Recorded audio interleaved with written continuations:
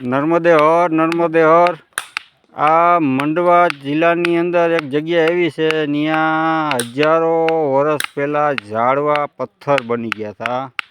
તો આ બધા ઝાડવાના થડ છે। ઝાડવા અમુક ઊભા હતા પણ અંદર બહુ ઊંડા છે, અમે જઈ શકીએ એમ નથી। બાકી અંદર ઝાડવા ઊભા છે પણ આ ઝાડવા કાયદેસર પથ્થર બની ગયા છે।